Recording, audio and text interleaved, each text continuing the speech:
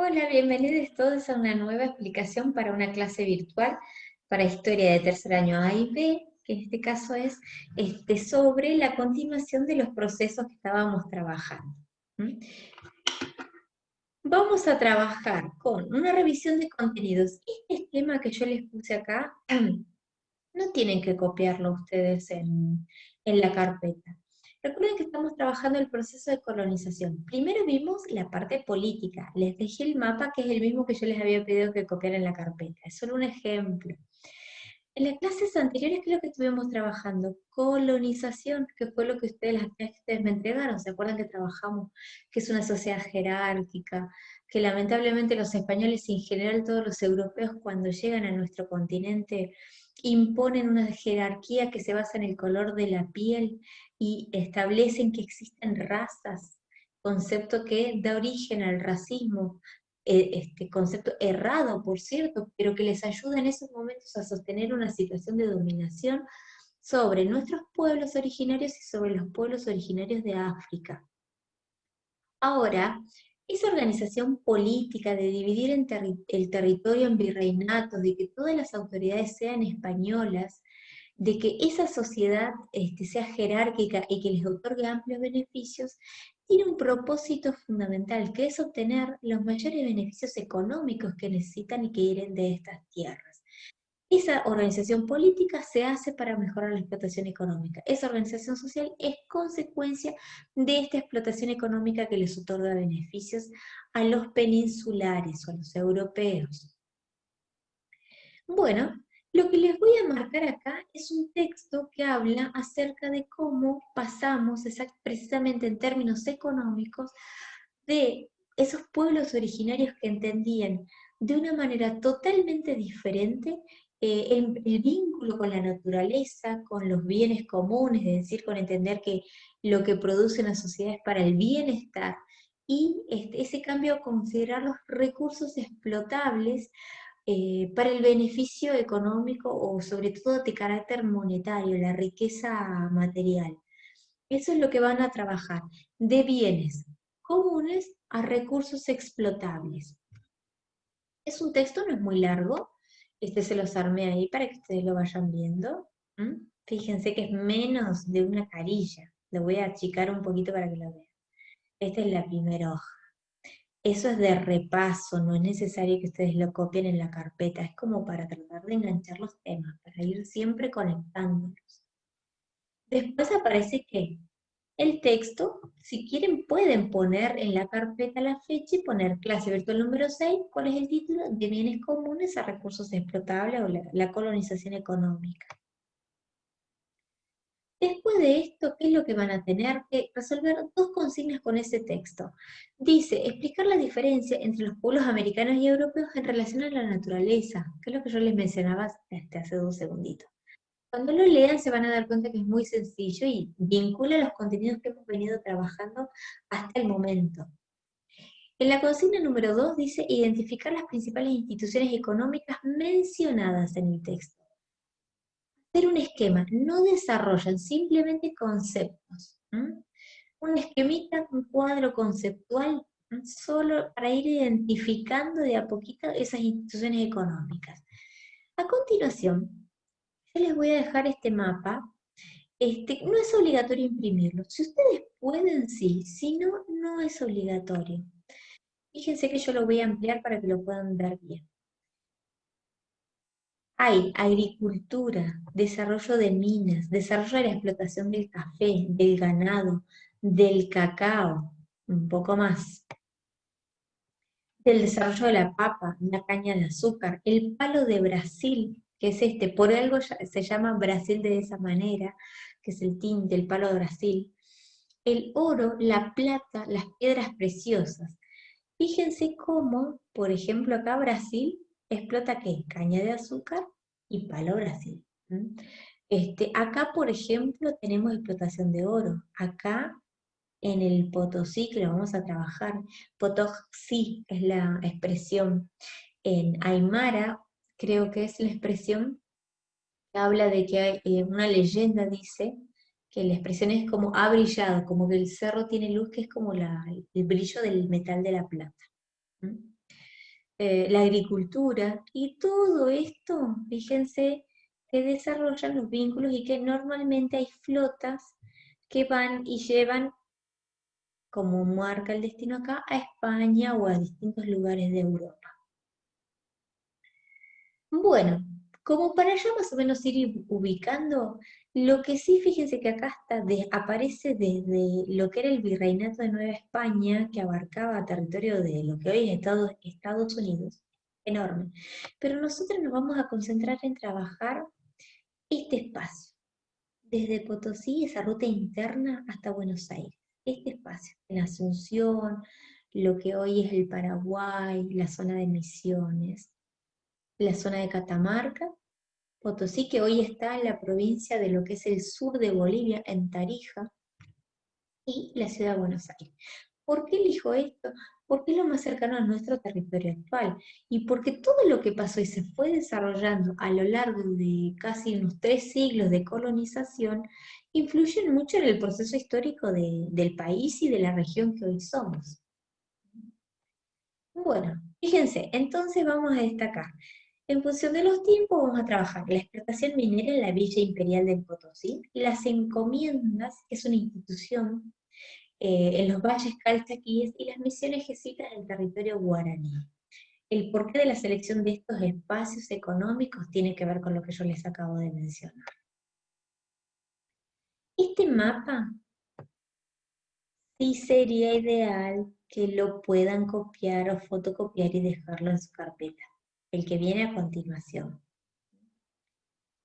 Pueden poner entonces actividades, copiar el título en la carpeta, actividades económicas en el Alto Perú del Río de la Plata, copiar esto acá, ¿sí? Y ver si pueden poner el mapa. ¿Por qué? Porque en el mapa yo les marco la explotación del Cerro Potosí. Yo recién hace un momento les hablaba y ahí van a tener después un texto después del mapa con qué es el Cerro Rico, las encomiendas, las misiones. Como les mencionaba, hay una leyenda, ahora sí se las voy a desarrollar, que dice que hay un aborigen que se le pierde una llama y sale a buscarla y se le hace de noche, y cuando prende fuego, porque se tiene que quedar a dormir en el cerro, cuando prende fuego es como que el cerro se ilumina. ¿Por qué? Porque el metal de la plata en el Cerro Rico, así se lo va a llamar, eh, es tal la cantidad que brota la veta del metal por todos lados. Este, Cuando llegan los españoles, en el 1500, bueno, en el 1545, van a fundar la Villa Imperial del Potosí. Potosí significa eso, ha brillado. Y ese mineral que explotan ahí, lo marqué acá con violeta. Está en rojo la Villa Imperial del Potosí. Con este recorrido van a ir creando los españoles una ruta como un río de plata que llega hasta Buenos Aires.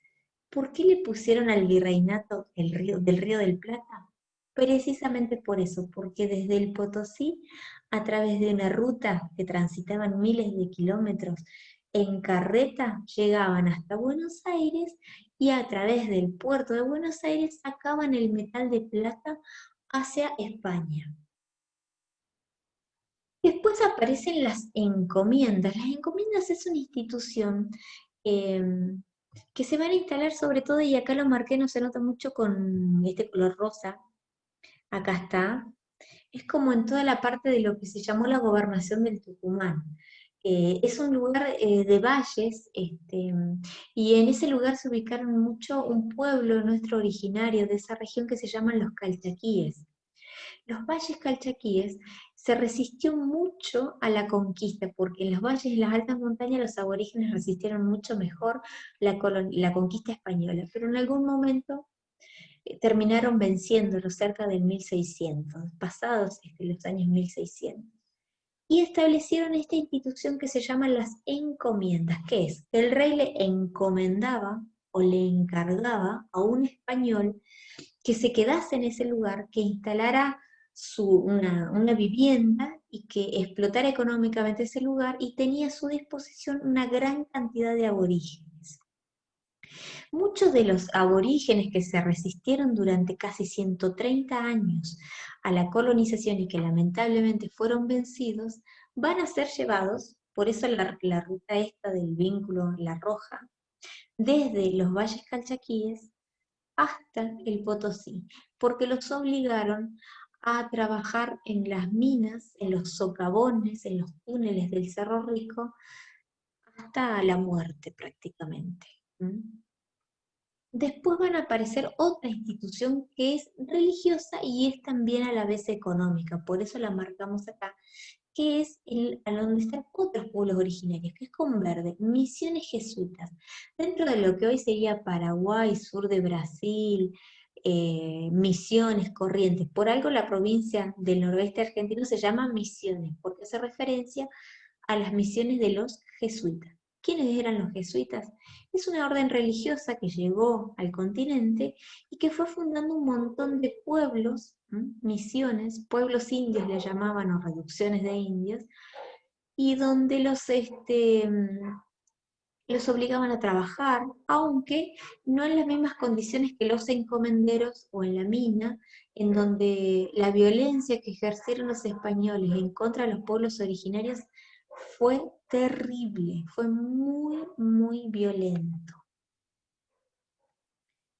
Ese mapita, con todo eso, aparece la explicación de qué, de el Potosí, la Villa Imperial del Potosí, de las encomiendas y de las misiones jesuitas, o jesuíticas. Lo primero es el Cerro Rico, ¿ves? Que es así donde se llama, donde está la mayoría del metal de la plata. Y ahí les explica la historia de El Potosí.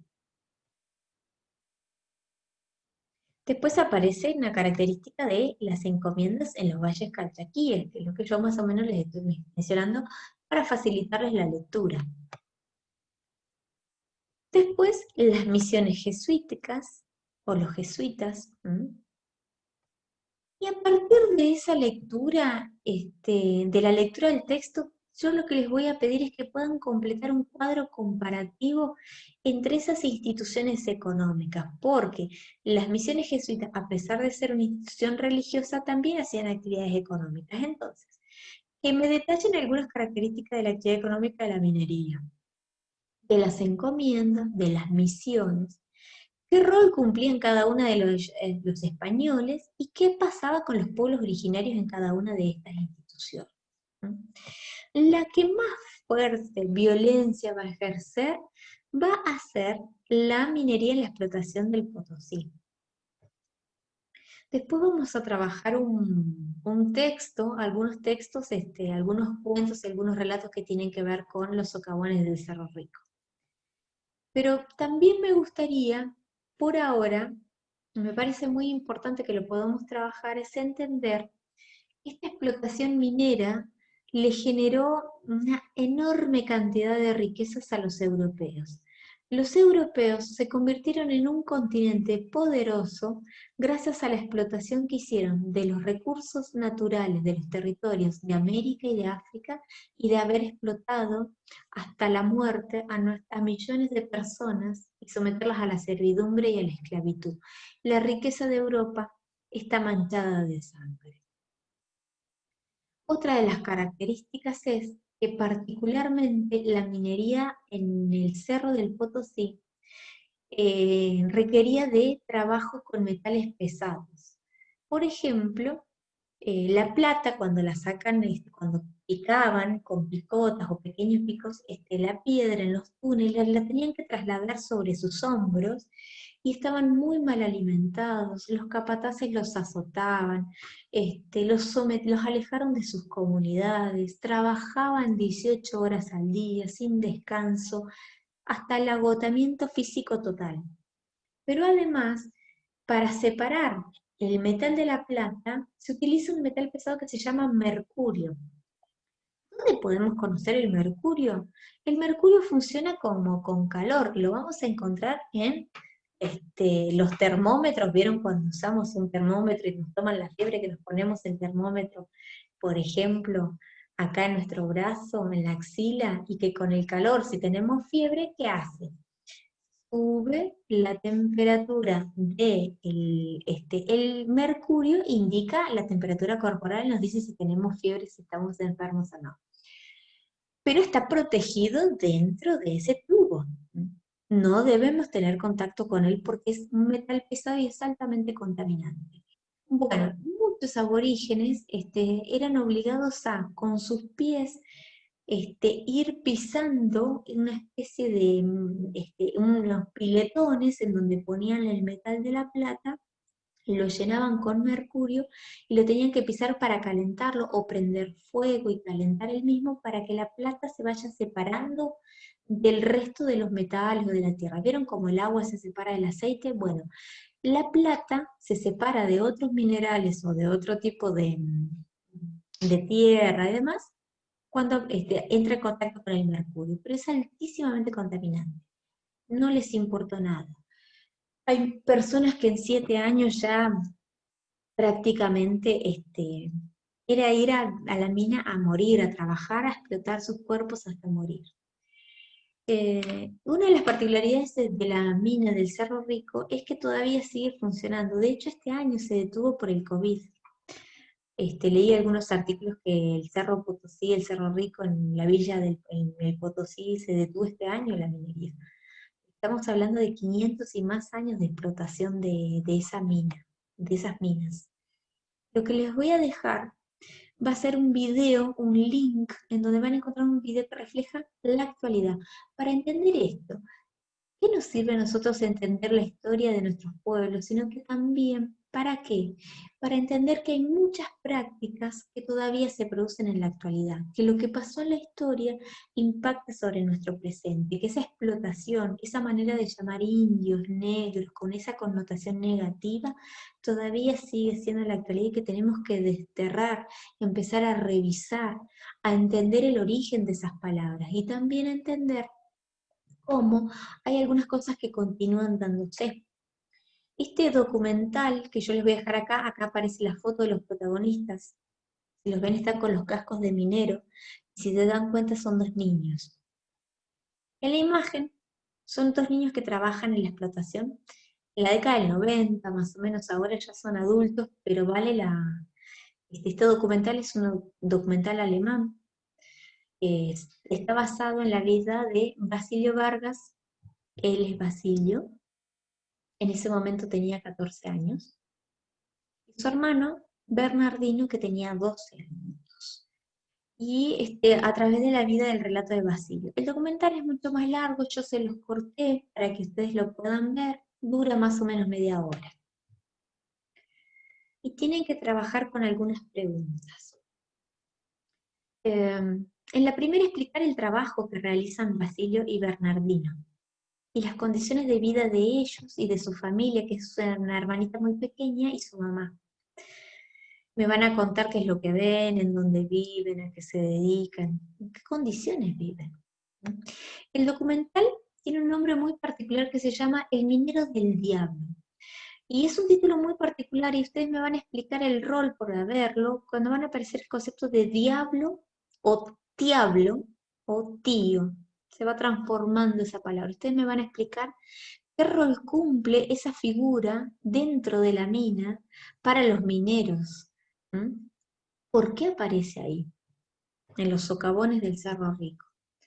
Explicar también ligadito las costumbres, los rituales, la comida, lo que mastican los mineros para sobrevivir en la mina. Y explicar las condiciones de trabajo general, no solo de Basilio y de Bernardino, sino de su jefe y de todos los demás varones que están ahí en las minas, y también de algunas mujeres que también trabajan, por ejemplo, la mamá de estos niños. En la consigna número 4, dice, ¿cuáles son los mayores sueños de Basilio? ¿Qué anhela Basilio a sus 14 años trabajando en la mina? ¿Qué es lo que para él es lo que más quiere? ¿Y cómo es su paso por la escuela? Porque además de trabajar como minero también va a la escuela. ¿Qué le pasa en esa escuela a la que él va?